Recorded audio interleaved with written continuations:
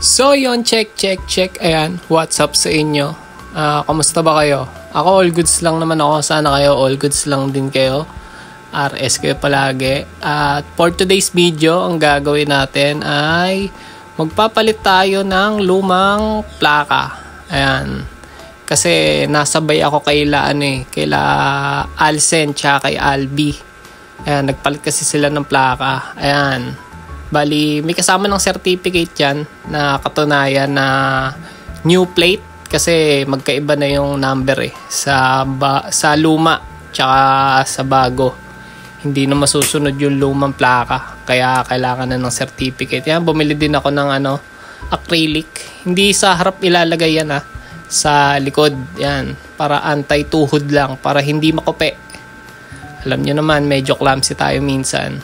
Ito, kakalasin ko muna yung lumang plaka. Mabilis ang video lang to para lang din kasi gusto ko productive ako dito sa sa page ko na to Yan, kung gusto niyo akong i-follow sa YouTube, IJL Vlog lang. Ayan, sa Facebook ito, IJL Vlog din.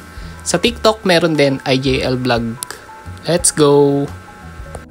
At ayan, nakakalas ko na yung lumang plaka. Ayan. Nag-iwan ng puting marka. At ito yung luma ko. Ayan, kung makikita nyo, medyo may kupina. At ito na yung bago. Ayan. New plate, old bike. Let's go. At yan, pinoporma ko na yung yung bagong plaka. Ayun. Namali pa nga ako, medyo maliit yung nut na nalagay ko. Kaya parang nasira yung sticker niya. Pero hindi naman halata. Saktuhan lang naman. Tsaka kinabit ko na siya ng isang kabitan na lang kasi wala nang tanggalan yan Kaya kinabit ko na rin ng mahigpit. And check lang kung pantay. Mahirap na Let's go. At ayan ang itsura niya. Ayan. Medyo nakakapogi din tong na to bagong plaka na to Parang Indo type na Kaya nagustuhan ko rin talaga.